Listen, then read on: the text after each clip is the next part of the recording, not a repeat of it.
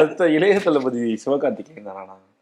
அப்படி சொல்ல முடியாது பாலாஜி. அடுத்த சூப்பர் ஸ்டார் ரஜினி சார் மாதிரி வர முடியுமானா வர முடியாது.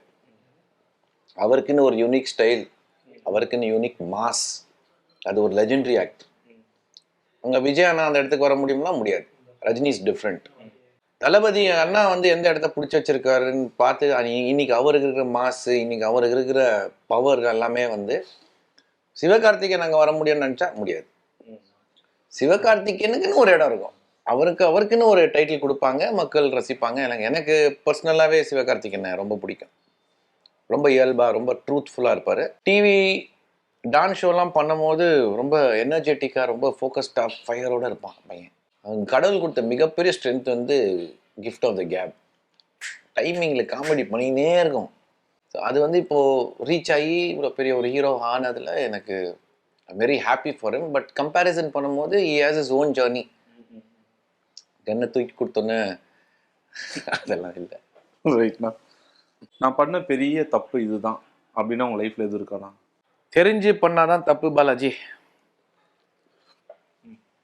தெரியாம தவறுகள் நடந்தது.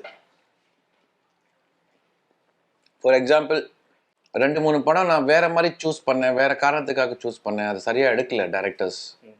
இப்போ நான் போய் அதை போய் குறையாவோ குற்றம் வேஸ்ட். அப்போ தெரியல. தெரியாத டைம்ல நடந்த தவறு வந்து மிஸ்டேக்கு, ஆக்சிடென்ட். தெரிஞ்சு பண்ணா பிளண்டர். அப்படின்னு நான் தெரிஞ்சு பெரிய தப்பு பண்ணியிருக்கேன்னா இல்லை.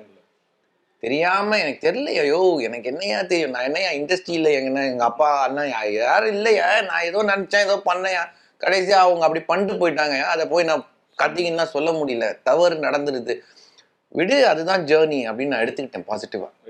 அஸ்திரம் என்னோட ஃபியூச்சருக்கு ஒரு பிரம்மாஸ்திரமா அமையும், மார்ச் 7th மேலதான் தெரியும் நீங்க சொல்றீங்க.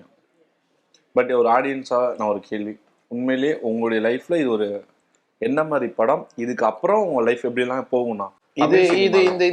இந்த படத்தை நான் வந்து பெருசா இது வந்து எனக்கு ஒரு சேஞ்சிங் கேம் சேஞ்சரா இருக்கும் அப்படிலாம் நினைச்சு பண்ணல பாலாஜி.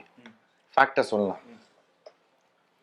ஒரு நல்ல கதை, ஒரு நல்ல டைரக்ஷன் டீம், ஒரு நல்ல தயாரிப்பாளர் இந்த படத்தை எடுத்து ரிலீஸ் பண்றாங்களா, அதுவே ஒரு பெரிய வெற்றி. இன்னைக்கு அது ரிலீஸ் ஆகுது. ஒரு நல்ல படத்தை நம்ம சப்போர்ட் பண்ணணும். ஒரு தயாரிப்பாளர் எனக்கு ஒரு சம்பளம் கொடுத்துருக்காரு, ஒரு டைரக்டர் என்னை நம்பி ஹீரோவா ஒரு படத்தை பண்ணியிருக்காங்க. கடைசி வரைக்கும் நம்ம அவங்க என்ன எதிர்பார்க்குறாங்க நம்மள்ட்ட, ப்ரொமோஷன்ஸ்க்கு வாங்க சார் தான். அந்த ப்ரொமோஷன்ஸ் வந்து நம்ம பேசிக் டியூட்டி ஆஸ் அன் ஆக்டராக அந்த படத்தை போய் ப்ரொமோட் பண்ணோம். இவங்களோட லைஃப் அதில் இருக்குது. எனக்கு இது ஒரு 48வது 49வது படம். பட் அரவிந்துங்கிற 1 ஹவருக்கு ஃபஸ்ட்டு படம். அவன் 10 வருஷம் கஷ்டப்பட்டு இங்கே அங்கன்னு கடைசியாக ஒரு ப்ரொடியூசரை கன்வின்ஸ் பண்ணி என்கிட்ட கதையை சொல்லி இன்னைக்கு கதையை முடிச்சு ரிலீஸ்க்கு கொண்டு வந்துட்டாப்ல. நான் நியூ கமராக இருக்கும் போது எனக்கு ஜீவா சார் எவ்வளோ சப்போர்ட் பண்ணாரோ, எனக்கு சிம்ரன் மேமோ ஜோதிகா மேமோ எவ்வளோ சப்போர்ட் பண்ணாங்களோ அதை நான் திருப்பி கொடுக்கணும்னு நினைக்கிறேன். அவ்வளோதான். ஒரு நியூ கமருக்கு அந்த டீமே நியூ தான்.